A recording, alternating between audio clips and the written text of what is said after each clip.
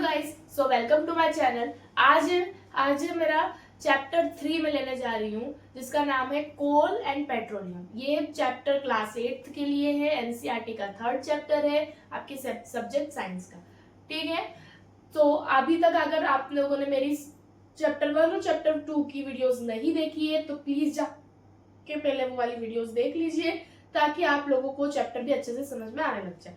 और ये मेरा चैप्टर 3 का वीडियो। ठीक है, तो आज हम क्या क्या सीखेंगे, मैं आपको पहले थोड़ा शॉर्ट ओवरव्यू बता दूं। आज हम सीखेंगे कोल एंड पेट्रोलियम। नेचुरल, ये एक टाइप के रिसोर्सेस है, नेचुरल रिसोर्सेस है। नेचुरल रिसोर्सेस क्या होते हैं, इनएग्जॉस्टिबल रिसोर्सेस क्या होते हैं, नेचुरल एग्जॉस्टिबल नेचुरल रिसोर्सेस क्या होते हैं, कोल के टाइप्स क्या है, कोल की स्टोरी क्या है, कोल कैसे बना, पेट्रोलियम के बारे में, नेचुरल गैस के बारे में।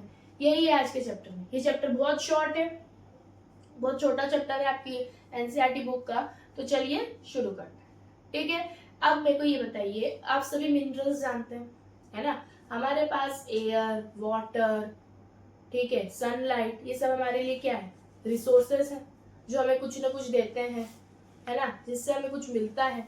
और ये सब नेचर से मिलते हैं, तो इनका नाम क्या हो गया, natural resources, nature resources. Got my point. ठीक है, अब नेचुरल रिसोर्सेज के दो कैटेगरीज है, उनको दो कैटेगरी से बांट दिया गया है। क्या क्या कैटेगरीज है, inexhaustible natural resources and exhaustible natural resources. As a name suggest, जिस तरीके से हमारा नेम बता रहा है, inexhaustible natural resources means the resources, the natural resources which are not limited in quantity. जो लिमिटेड नहीं है, वो अनलिमिटेड है। इनएग्जॉस्टिबल मतलब वो कभी एग्जॉस्ट नहीं होते, कभी भी खत्म नहीं होते। For example sunlight, natural resources तो मिलते हमें नेचर से, पर एक टाइम होता है कि यार इतना ज्यादा अगर आप उसका एक्सेसिव यूज करेंगे तो वो खत्म हो ही जाएंगे। तो जैसे कि इसका एग्जांपल, बहुत अच्छा एग्जांपल है हमारे पास इसका sunlight. Why sunlight, because sunlight आती है सन की वजह से, वो कभी खत्म हो ही नहीं सकती। गॉट माय पॉइंट, बहुत इजी था। Exhaustible natural resources, exhaustible natural resources क्या है, देखो वो हमें नेचर से मिलते तो हैं, बट ये लिमिटेड है। ठीक है, इसकी डेफिनेशन बहुत सिंपल है, these are the natural resources which are limited in quantity. Quantity में इनकी लिमिटेड है अपने पास। ठीक है, इसका सबसे अच्छा एग्जांपल कोल। कोल को हिंदी में कोयला बोलते हैं। ठीक है, कोल की खदानें हैं, माइन है। आप बहुत ज्यादा एक्सेसिव क्वांटिटी में उन सब की खुदाई कर लोगे, माइनिंग कर लोगे, सब हटा लोगे, तो आगे की जनरेशन के लिए कुछ नहीं बचने वाला। समझ में आया। ये हमारे पास कुछ लिमिटेड क्वांटिटी में है, अगर हम बहुत ज्यादा इन सब का यूजेस करने लग जाएंगे तो ये बहुत ज्यादा खत्म होने लग जाएंगे। पेट्रोलियम, पेट्रोलियम के तो सब थोड़ा अलग लग रहा होगा, लेकिन पेट्रोल तो पता होगा ना। पेट्रोल कार में यूज करते हो आप लोग, व्हीकल चलाते हो, स्कूटी, उन सब में भी यूज करते हो। तो ये सब क्या है, ये नेचुरल रिसोर्सेज है और ये एग्जॉस्टिबल है, एक टाइम पे ये एग्जॉस्ट हो सकता है। ठीक है, तो इस चैप्टर में मेनली हमारा फोकस्ड है यही, कोल एंड पेट्रोलियम और नेचुरल गैस। ये एग्जॉस्टिबल भी है, नेचुरल रिसोर्सेज है। ठीक है, अब मैं आपको बताती हूँ fossil fuels. Coal, petroleum, natural gas, ये है फॉसिल फ्यूल्स। क्या है, fossil fuels are formed by the dead remains of living organism. ठीक है, डेड रिमेन्स लिविंग ऑर्गेनिज्म की, जो लिविंग ऑर्गेनिज्म मर जाते हैं, उनके ऊपर सॉइल की परत जम जाते हैं और नीचे रह जाते हैं, उनकी डेड रिमेन्स से क्या बन जाता है, फॉसिल फ्यूल्स। एक खट्टी लेयर अगर रह जाती है सॉइल की। ठीक है, ये फॉसिल फ्यूल्स है, कोल, पेट्रोलियम और नेचुरल गैस, और आज हम इनके बारे में पढ़ने वाले हैं। ठीक है, नाउ टॉपिक इज, जो अभी हम पढ़ रहे हैं, नेक्स्ट क्या टॉपिक है, कोल। अब कोल किसी को समझ में नहीं आया तो मैं बहुत अच्छे से आपको हिंदी में समझा देती हूँ। कोल एक काला कलर का, ब्लैक कलर का सब्सटेंस है, आप लोगों के घर में भी मिलता है, आप लोगों ने देखा भी होगा। कोयला क्या होता है, कोयला क्या होता है, कोयला। ठीक है, ब्लैक कलर का है। ठीक है, ये कहाँ पे मिलता है, कोल की भी माइन होती है, माइनिंग होती है, उसकी खदान होती है, कोल माइनिंग, उसके अंदर उसको निकालना पड़ता है, खुदाई होती है, माइनर्स लोगों का काम होता है ये सब। अब ये कैसे बना, क्या हुआ, अब हम कोल के बारे में पूरा समझेंगे। कोल को हम एक फॉसिल फ्यूल्स बोलते हैं। फॉसिल फ्यूल क्यों बोलते हैं? क्योंकि ये फ्यूल की तरह भाई भी हमारी हेल्प करता है। फ्यूल किस तरह से है पहले वो बताऊंगी अलग से, फॉसिल क्यों है वो बताऊंगी अलग से। कोल को फॉसिल फ्यूल इसलिए कहा जाता है क्योंकि वो फॉसिल इसलिए है क्योंकि वो डेड रिमेन्स, जो मरे हुए लिविंग ऑर्गेनिज्म थे उनके अवशेषों को मिलाकर रिमेन्स उनसे बना हुआ रहता है। ठीक है। अब कोल को हम कहाँ का यूज करते हैं? आप लोगों को पता था पहले स्टीम आयरन चलती थी पहले। आयरन जो आती थी उसमें कोयला रहता था, कोयला उसको जलाकर वो आयरन प्रेस होती थी, कोयले की प्रेस होती थी। ठीक है। रेलवे चलती थी तो कोयले मिला के रेलवे चलती थी। कोयले की भट्टी में क्या होता था आपका, पहले खाना फूड भी कोयले से बनता था। तो ये क्या है? फ्यूल है। रेलवे चल किससे पा रही है? कोयले से चल पा रही है। तो फ्यूल हुआ ना एक काइंड ऑफ कि वो अपनी ट्रेन उससे चल रही है। What my point? यहां तक समझ में आ गया? ठीक है। अब मैं आपको बता रही हूँ स्टोरी ऑफ कोल। कोल बना कैसे? ठीक है। 300 मिलियन साल पहले, कितने साल पहले? 300 मिलियन ईयर्स पहले की बात है। ठीक है। अब 300 मिलियन ईयर्स की पहले की क्या बात है कि हमारा जो भी ये था, हमारे जो वर्ल्ड था, यूनिवर्स है, सॉरी यूनिवर्स नहीं, हमारी अर्थ, यूनिवर्स में तो हमारे सारे प्लेनेट्स आ जाएंगे, बट जो हमारी अर्थ थी बेटा, अर्थ में क्या होता था? मोस्टली अर्थ कवर्ड थे हमारे फॉरेस्ट। किससे कवर्ड थी? फॉरेस्ट से। वो फॉरेस्ट किसकी वजह से? ऐसे बहुत सारे थोड़े नेचुरल डिजास्टर्स आते गए, फ्लड आया, अर्थक्वेक आया, उस वजह से पूरा फॉरेस्ट क्या हो गया? पूरे फॉरेस्ट के ट्रीज नीचे गिर गए, दब गए, बह गए, और उसके ऊपर क्या आती गई? सॉइल की डिपॉजिट होते गई। अब वैसे ही डेड प्लांट्स उसके नीचे दबते गए, सॉइल की नई नई परत आते गई, चढ़ते गई, उसके ऊपर आते गई। अब उसकी नई नई परत आते गई, नीचे डेड रिमेन्स है। अब उनके ऊपर नई नई सॉइल की परत आएगी, उनको हीट टेम्परेचर लगेगी कि नहीं? सॉरी, ऊपर सॉइल जम जाएगी, नीचे वो डेड रिमेन्स है। तो उस टेम्परेचर की वजह से, और वो सॉइल है, वो सॉइल की वजह से उसको क्या लग रहा है? प्रेशर भी लग रहा है। वो टेम्परेचर और प्रेशर की वजह से क्या फॉर्म्ड हुआ? हमारा कोल। क्या फॉर्म्ड हुआ? कोल। तो कोल इसलिए फॉसिल फ्यूल से क्योंकि वो बना किससे है? Dead remains of plants. अब कार्बनाइजेशन, कोल के अंदर क्या है? सबसे ज्यादा कार्बन प्रेजेंट होता है। क्या प्रेजेंट होता है? कार्बन। और एक प्रोसेस है कार्बनाइजेशन, उसको आपको ध्यान से सुनना है। The slow process of conversion of dead vegetation into coal is called carbonisation. एक ऐसी प्रोसेस जो बहुत स्लो है, बहुत ज्यादा साल लगे होंगे, मिलियन ट्रिलियन साल के बाद आप लोगों को मिला है, वो बहुत पहले बन चुका है कोल। ठीक है। जो स्लो प्रोसेस ऑफ कन्वर्जन, मतलब ये स्लो प्रोसेस जो डेड वेजिटेशन, मतलब प्लांट्स, इन लोगों मरे हुए उन वेजिटेशन का कन्वर्जन किसमें हुआ? कोल में। इस प्रोसेस को क्या कहा जाता है? कार्बनाइजेशन। What my point? और सबसे ज्यादा कंटेंट क्या रहता है कोल के अंदर? कार्बन। किसका कंटेंट ज्यादा रहता है कोल के अंदर? कार्बन का कंटेंट। ठीक है। अब कोल से बहुत सारे अलग अलग चीजें भी प्रोड्यूस होती है, कोकतार, ये सब, इनके बारे में मैं आपको बताती हूँ। अब कोल को जब आप हीट करते हो तो उसमें से क्या निकलती है? कौन सी गैस निकलती है? Carbon dioxide gas. अब कोल से हम इंडस्ट्री में प्रोड्यूस करते हैं, कोल का यूज करके इंडस्ट्रीज में हम ये 3 अलग अलग टाइप के प्रोडक्ट्स बना सकते हैं। फर्स्ट है कोक। कोक एक पोरस है, ब्लैक कलर का सब्सटेंस है। ठीक है। उसका मैन्युफैक्चर, कोल का मैन्युफैक्चर हम कर लेते हैं, और उसके बाद कोक किस चीज में यूज होता है? स्टील बनाने में हमको कोक की जरूरत पड़ती है। Manufacture of steel and in extraction, बहुत सारे मेटल्स का एक्सट्रैक्शन करने में हमें कोक की जरूरत पड़ती है। Next is coal tar. Coal tar unpleasant kind of liquid है। ठीक है। उसका भी वो भी बनता है कोल से, और वो बन जाता है। उसके बाद उसका यूज हम बहुत सारी चीजों में यूज करते हैं। For example manufacture of synthetic dice, बहुत सारी ड्रग्स के लिए, एक्सप्लोजिव के लिए, परफ्यूम्स में भी यूज होता है, प्लास्टिक्स में भी यूज होता है, पेंट्स में यूज होता है। और आपको पता है नैपथलीन बॉल्स आती है, देखिए नैपथलीन बॉल्स नहीं पता होगी। नैपथलीन बॉल्स, वो वाली बॉल्स देखा है?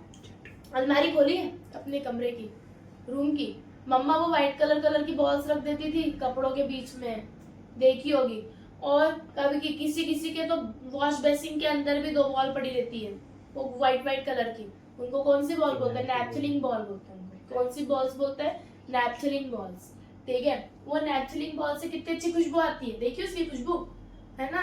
अपने कपड़ों में इतनी प्यारी स्मेल हो जाती है, इतनी प्यारी स्मेल। तो किससे होती है वो? कोलतार, उसमें बनाने में यूज होता है वो कोलतार, बाकी बहुत सारे अलग केमिकल्स भी रहते हैं, ठीक है। Next, coal gas.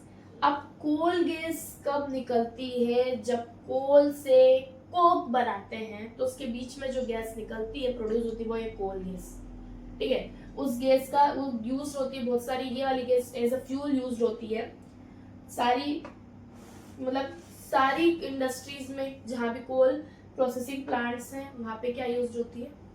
फ्यूल होती है। अब कोल के बहुत सारे टाइप्स पढ़ लिए, ठीक है। वो एक टाइप का क्या था? नेचुरल रिसोर्स था। अब क्या हमारा टॉपिक? पेट्रोलियम। पेट्रोलियम क्या है? पेट्रोलियम से हमको मिलता है पेट्रोल, डीजल, नेचुरल गैस, सब मिलती है हमको पेट्रोलियम से, ठीक है। अब पेट्रोल से क्या क्या चीजें चलती है? आपके सारे व्हीकल्स चलते हैं।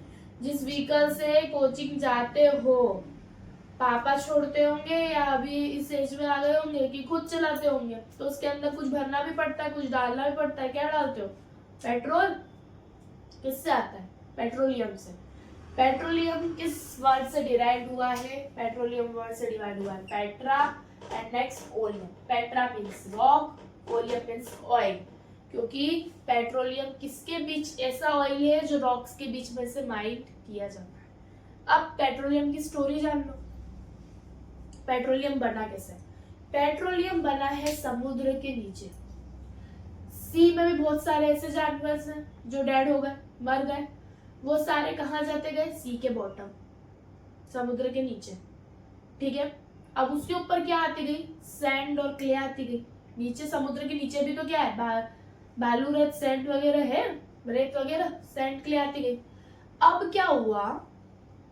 बहुत सारे डेड ऑर्गेनिज्म थे सी में, वो सारे मर गए, कहाँ चले गए? बॉटम, सी के बॉटम मतलब नीचे। नीचे क्या? उसके ऊपर आ गई सैंड, आ गई क्ले, आ गई। Millions of years ago, millions trillions years ago पहले से उतनी सारी उसमें, उसके बाद उस पर क्ले आई, ट्री आई, इतने ज्यादा प्रेशर पड़ा उसके ऊपर, इतना अंदर टेम्परेचर चेंज हो रहा है, फ्लक्चुएशन हो रहा है, उसके वजह से क्या फॉर्म हो गया? पेट्रोलियम। डिपॉजिट इतनी बढ़ती गई तो प्रेशर होता गया, ठीक है, क्या बन गया? पेट्रोलियम, ठीक है। आगे बात समझ में।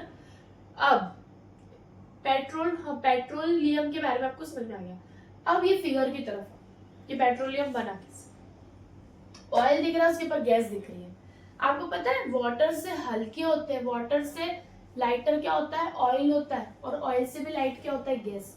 तो पेट्रोलियम के अंदर ऑयल होता है जो आपका पेट्रोल होगा, और गैस आपकी क्या होगी? नेचुरल गैस, समझ में आया? तो पेट्रोलियम की माइनिंग, ये सब पत्थर है उनके बीच में से हो रही है, और ये इस तरीके से आपको नेचुरल गैस भी रिफाइंड हो जाती है, और आपका पेट्रोल का ऑयल भी Got my point?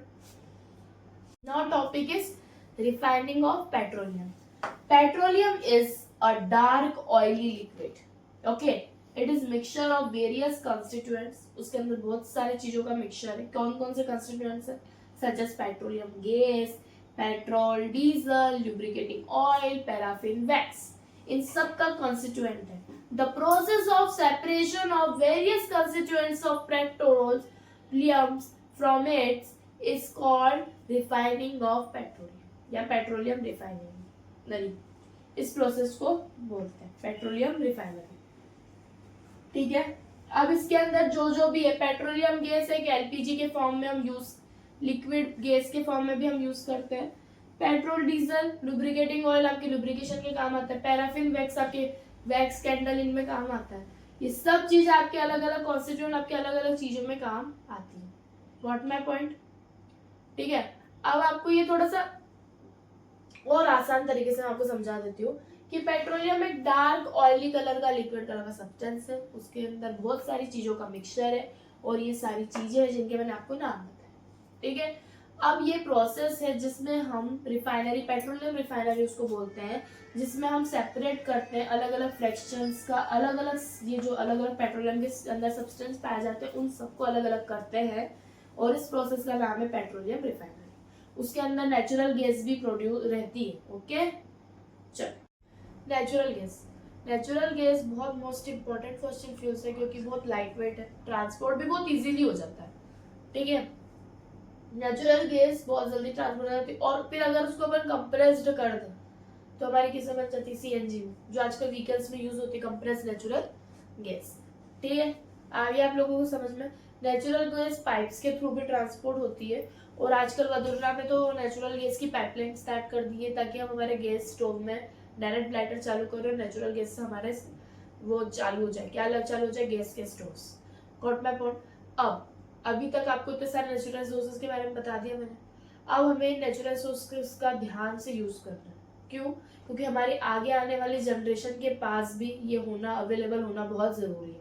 अब आपको ये पता लगे कि इनको बनाने में कितना टाइम लग रहा है, मिलियंस ऑफ ईयर्स लग रहे हैं कोल पेट्रोलियम के ऊपर, इतनी सॉइल, इतनी क्ले, इतनी सैंड लगाने के, तब जाके वो चीज कंप्रेस्ड हो पा रही है बिना प्रेशर, बिना एयर के, इतना ज्यादा प्रेशर के, इतने खतरनाक टेम्परेचर में, तब जाके वो चीज क्या हो रही है, मतलब एक क्या हो रहा है, प्रोड्यूस हो पा रहा है, ठीक से तरीके से वो चीज प्रोड्यूस हो पा रही है। तो उसको कितना साल लगे, अगर हम इस चीज को बहुत खतरनाक गलत तरीके से यूज करते जाएंगे तो हमारे आने वाली पीढ़ी, हमारे आने वाले जनरेशन के लिए ये चीज नहीं अवेलेबल रहेगी। तो हमें ये सब चीजों का ध्यान रखना है और इन सब चीजों को ध्यान से यूज करना, ठीक है। और एक और चीज, ये पेट्रोल, कोल, इन सब से एयर पोल्यूशन भी बहुत होता है, ये जलते हैं, इससे एयर पोल्यूशन भी बहुत होता है, तो इनका यूज भी लिमिटेड रखना है।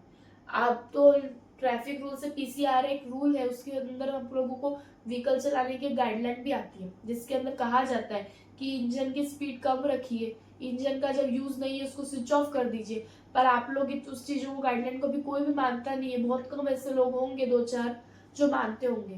पर हम लोगों को ये सब चीजों को मानना चाहिए ताकि हमारे एयर पोल्यूशन ना हो इतना, हम पेट्रोल डीजल का यूज भी कम से कम करें। जहां तक हो सके वॉकिंग डिस्टेंस में चीजें, तो वहां पे जाने की जरूरत क्या रहती है बाइक दौड़ाने की, आप वहां वॉक करके भी जा सकते हैं, है ना। अब आप लोग हंस रहे होंगे मेरी बात को सुनते हैं कि हमको अच्छा लगता है गाड़ी चलाना, बट नहीं, गाड़ी जहां तक जरूरत हो वही चलाइए, जहां नहीं जरूरत है वहां फालतू गाड़ी चलाने की क्या जरूरत है ना। ठीक है, चलो आज के लिए इतना ही, ये था हमारा चैप्टर 3 का एंडिंग। ठीक है, अब चैप्टर 4 आएगा। Till then bye bye, take care और प्लीज सब्सक्राइब माय चैनल। कोई भी आपको क्वेरीज हो कमेंट करिए और ये वीडियोस को अपने जितने भी फ्रेंड्स है, फैमिली मेंबर्स है, सबको शेयर करिए ताकि सब लोग क्लास 8 का पढ़े।